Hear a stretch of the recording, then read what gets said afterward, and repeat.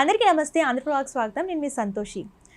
KCR versus Revanth Reddy, దీని గురించి మనతో పాటు మాట్లాడడానికి సీనియర్ జర్నలిస్ట్ అయినటువంటి రవి గారు మనతో పాటు ఉన్నారు. నమస్తే సార్. నమస్తే అండి. సార్, చాలా రోజులుగా ఫామ్ హౌస్లో ఉన్న కేసీఆర్ గారు సడన్గా ఇలా బయటికి రావడం గల కారణం ఏంటి? అలాగే రేవంత్ రెడ్డి మీద సవాళ్ళు విసరడం గల కారణం ఏంటి? రాజకీయాల్లో ఎప్పుడైనా ఏదైనా జరగచ్చండి. అయితే దానికి సరైన సమయం రావాలి. ఆ సమయం కోసం కేసీఆర్ గత కొన్నాళ్ళ నుంచి వెయిట్ చేస్తున్నారు. అంటే సరైన సమయం ఎప్పుడు వస్తుంది? ఎందుకంటే సమయం వచ్చినప్పుడే మనకు ఒక సామెత ఉంది కదా, ఇనుము కూడా బాగా కాల్చిన తర్వాతే వంగుతుంది. సో కాలే వరకు వెయిట్ చేయాలి, అది వంగే వరకు వెయిట్ చేయాలి. సో అలాంటి సమయం అనుకోకుండా కేసీఆర్కి ఒక అదృష్టంగా దొరికిందండి. కట్ చేస్తే ఒక 3 రోజుల క్రితం తెలంగాణ కాంగ్రెస్ వాళ్ళ ట్విట్టర్ అకౌంట్లో ఒక పోల్ పెట్టింది. ఆ పోల్ ఏంటంటే ఫామ్ హౌస్ పాలన బాగుందా, ఈ పాలన బాగుందా అని పెడితే 70% మంది తెలంగాణ ఎవరైతే ఓట్లు వేసారో వాళ్ళలో 70% మంది ఫామ్ హౌస్ పాలన బాగుంది అని చెప్పారు. అంటే ఇది ప్రజల్లో ఉన్న వ్యతిరేకత ఈ విధంగా వచ్చింది అని, అంటే వాళ్ళు ఏదో చేద్దాం ట్రై చేసా, అది వాళ్ళకి రివర్స్ అయింది. అలా వస్తే ఎక్స్పెక్ట్ చేయాలి వాళ్ళు కూడా. అలా వస్తే ఎక్స్పెక్ట్ చేస్తే అది కొంచెం పెరుగుతున్నప్పుడు వాళ్ళు దాన్ని మళ్ళీ తీసేయాలి. కానీ వాళ్ళు సరిగా పట్టించుకోకపోవడం వల్ల అది ఇప్పుడు బీఆర్ఎస్కి బూస్ట్ అయింది. అంటే ప్రజల్లో ఒక రకమైన నైరాశ్యం ఉంది, ఒక గ్యాప్ వచ్చింది. ప్రస్తుతం ఉన్న ప్రభుత్వం మీద చాలామంది ఆసక్తితో లేరు, ప్లస్ అసంతృప్తిగా ఉన్నారన్న విషయాన్ని బీఆర్ఎస్ అధినేత కేసీఆర్ గారు కనిపెట్టి ఇదే సందర్భం, ఈ సందర్భంలోనే బయటికి రావాలి, ఈ సందర్భంలో వచ్చి ఇప్పుడు మనం స్టేట్మెంట్ ఇస్తే జనాలకి కరెక్ట్ అవుతుంది అన్న విషయాన్ని కనిపెట్టారు. అందుకే అలా జరిగిందో లేదో వెంటనే మామూలుగా పార్టీ అంతర్గత మీటింగ్ మొత్తం పెట్టారు. ఆ మీటింగ్ తాలూకు వీడియోనే మనకు పెట్టారు. అందులోనే చూద్దాం ఏం చేస్తావో, ఇప్పుడు నేను రాబోతున్నాను అని చెప్పి మొత్తం గట్టిగా స్టేట్మెంట్ కూడా ఇచ్చారు. ఈసారి గట్టి కొడుతున్నావు అని కూడా చెప్పారు. అంటే ఇన్నాళ్ళు చూసాము, మీకు వెయిట్ పీరియడ్ అయిపోయింది, మీకు హనీమూన్ పీరియడ్ అయిపోయింది, ఇక మేము రాబోతున్నాం, రంగంలో దిగబోతున్నాం అని చెప్పి ఆయన డైరెక్ట్గా చెప్పేశారు. దానితో చెప్పడమే కాదు, నేను సంబంధించి కొన్ని స్టేట్మెంట్ కూడా ఇచ్చేశారు. ఫిబ్రవరి నెలాఖరులో ఒక భారీ బహిరంగ సభ పెట్టబోతున్నారు. అంటే ప్రజల్లో ఉన్న ఈ అసంతృప్తిని దాన్ని క్యాష్ చేసుకోవడానికి కేసీఆర్ సిద్ధమవుతున్నారు. అదే టైంలో రాజకీయాల్లో ఇంకొన్ని మార్పులు జరుగుతున్నాయి. ఇప్పుడు నిన్నటికి నిన్న ఒక మంత్రి వ్యవహార శైలి కొంతమంది ఎమ్మెల్యేలు నచ్చాల, కాంగ్రెస్ ఎమ్మెల్యేలకి నచ్చకపోవడంతో వాళ్ళంతా కలిసి వాళ్ళ హైదరాబాద్లో ఒక దాదాపు 12 మంది ఎమ్మెల్యేలు ఎమ్మెల్యే జడ్చర్ల ఎమ్మెల్యే ఉన్నాడు అనిరుద్ధ్ రెడ్డి అని, ఆయన ఆధ్వర్యంలో హైదరాబాద్లో మీటింగ్ పెట్టారు.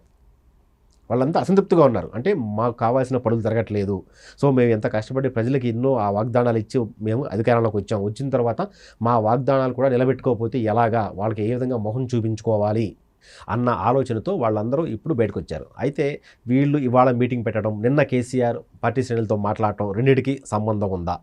అంటే వీళ్ళంతా కలిసి మళ్ళీ బీఆర్ఎస్కి వెళ్ళిపోతారా?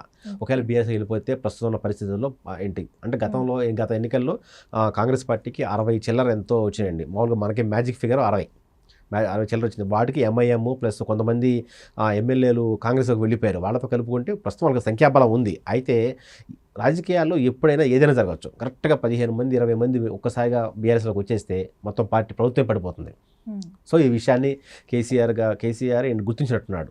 అందుకే ఆయన నిన్న స్టేట్మెంట్ ఇచ్చాడు. సో ఆయన ఆ స్టేట్మెంట్ ఇవ్వగానే వెంటనే రేవంత్ రెడ్డి కూడా ఇంకో స్టేట్మెంట్ కూడా ఇచ్చాడు కదా. సో అలా వెంటనే ఇలా రియాక్షన్ ఇవ్వడానికి గల కారణం ఏంటి? ఏమైనా భయపడ్డాడంటారా? భయపడే ఉండదండి. రాజకీయాలు చెప్పే కదా, రాజకీయాల్లో అవతల వ్యక్తి ఒకటంటే యువతల వ్యక్తి రెండంటేనే తనకు వాల్యూ. సో అతను గట్టిగా సమాధానం ఇవ్వాలి. అతను చెప్పింది మంచి అయినా చెడైనా మనం గట్టిగా సమాధానం ఇవ్వాలి. ఒక పార్టీ అధినేతగా, ఒక ప్రభుత్వ అధినేతగా ఆయన వేసిన విమర్శలకి ఈయన వెంటనే కౌంటర్ ఇవ్వకపోతే ఓకే వీళ్ళు భయపడ్డారేమో అన్న ఫీలింగ్ జనాల్లో ప్లస్ పార్టీ కార్యకర్తలు వస్తుంది. సో పార్టీ కార్యకర్తలు ఎప్పుడు డిలా పడకూడదు, ఎందుకంటే ఏ పార్టీకైనా వాళ్ళే బలం. సో అలాంటి వాళ్ళని దృష్టిలో పెట్టాలన్నా, దానికి కౌంటర్ ఇవ్వాలన్నా కానీ వెంటనే రేవంత్ రెడ్డి స్టేట్మెంట్ కూడా ఇచ్చారు. సో చూద్దాం రండి, ఏమేం చేస్తారో చూద్దాం రండి, మీరు దేనికైనా రెడీగా ఉన్నాను ఆయన కూడా స్టేట్మెంట్ ఇచ్చారు.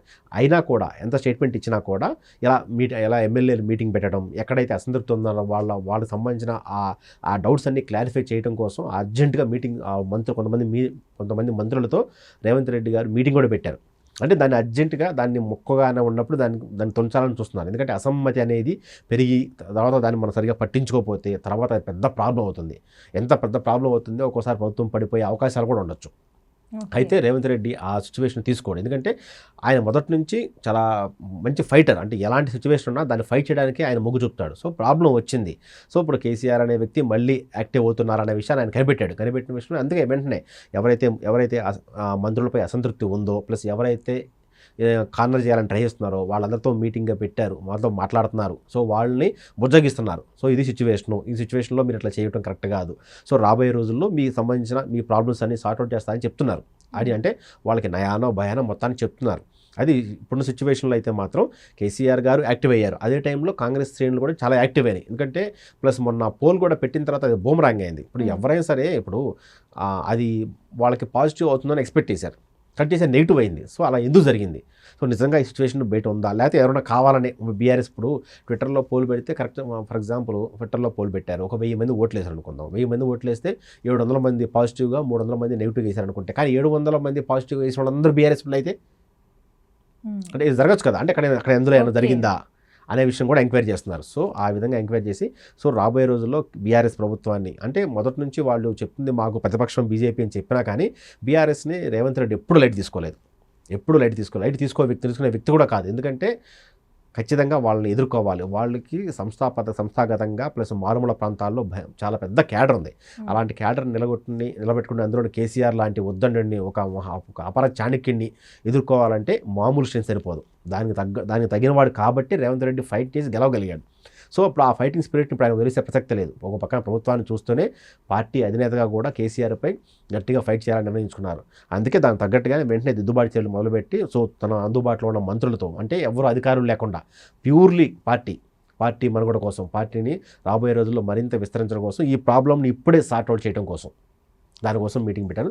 దాని దగ్గర ప్రణాళిక కూడా రచించారు. అయితే ఒక పక్కన బీఆర్ఎస్ కూడా వాళ్ళు ఏమంటున్నారు, రాబోయే రోజులు ఫిబ్రవరి 1 నుంచి సభలు అంటున్నారు. మరి వాళ్ళకి పోటీగా సభలు వీళ్ళు కూడా పెట్టే ప్లాన్లో ఉన్నారు. అయితే ఇంకా అఫీషియల్గా అనౌన్స్ చేయలేదు. సో రాబోయే రోజులు దీనితో ఇప్పుడు ఆల్రెడీ ఎమ్మెల్సీ ఎన్నికలకు సంబంధించి ఇప్పుడు మామూలుగా దీంతోపాటు ఇప్పుడు కేసీఆర్ సడన్గా యాక్టివ్ అవ్వడానికి ఇంకో రీజన్ కూడా ఉందండి. ఇప్పుడు కొన్ని ఎమ్మెల్సీలు నోటిఫికేషన్ వచ్చింది. దాంతోపాటు ప్లస్ పంచాయతీలు మామూలుగా ఈ కార్పొరేషన్లకి ఎలక్షన్ జరగబోతున్నాయి. సో ఇంకో 2 నెలల్లో ఎలక్షన్స్ ఉంటాయి. దానికి సంబంధించిన విధి విధానాలు, దానికి సంబంధించిన అభ్యర్థులు, అంటే ఆ ఎన్నికల్లో కూడా బీఆర్ఎస్కి డిపాజిట్లు కూడా రాకుండా మ్యాక్సిమం అన్ని కార్పొరేషన్లు, అన్ని మున్సిపాలిటీలు కైవసం చేసుకోవాలనే ప్లాన్లో కాంగ్రెస్ సర్కార్ ఉంది. అందుకోసమే సో వాళ్ళు యాక్టివేట్ అయ్యారు కాబట్టి తొందరగా వీళ్ళు కూడా యాక్టివేట్ అయ్యి వాళ్ళకి రాకుండా వీళ్ళే మొత్తం అధికారాన్ని హస్తగతం చేసుకోవాలని ప్లాన్ చేస్తున్నారు.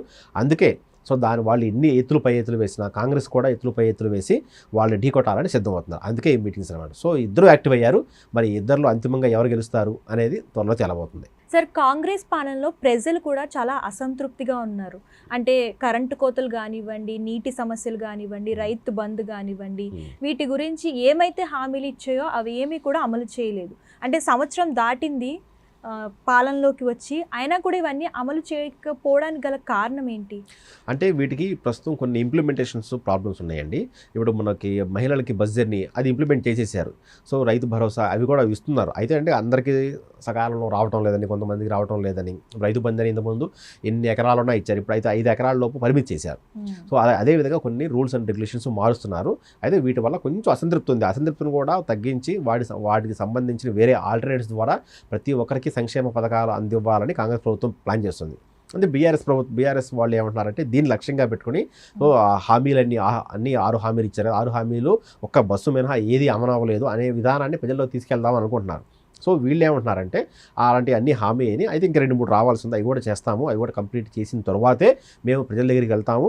అది కూడా ఎందుకంటే ఈ అసంతృప్తి అనేది ప్రజల్లో లేదు, బీఆర్ఎస్ వాళ్ళకే వచ్చింది, వాళ్ళకే ఇబ్బందులు తప్ప జనాల్లో లేవు అని చెప్తున్నారు. అది దాని తగ్గట్టుగా అది రాబోయే రోజుల్లో వాటిని కూడా సార్ట్అవుట్ చేసుకుని ప్రజల్లోకి వెళ్ళి ఈ రాబోయే ఎన్నికలకు సంబంధించి అన్ని ప్రిపేర్గా ఉంటుందామని, రాబోయే రోజుల్లో కూడా ఈ ఎన్నికలు జరగబోతున్న అన్ని నగర పంచాయతీలు కానీ మున్సిపాలిటీలో కానీ అన్నింటిలోనూ కాంగ్రెస్ జెండా ఎగరవేయాలని ప్లాన్ చేస్తున్నారండి.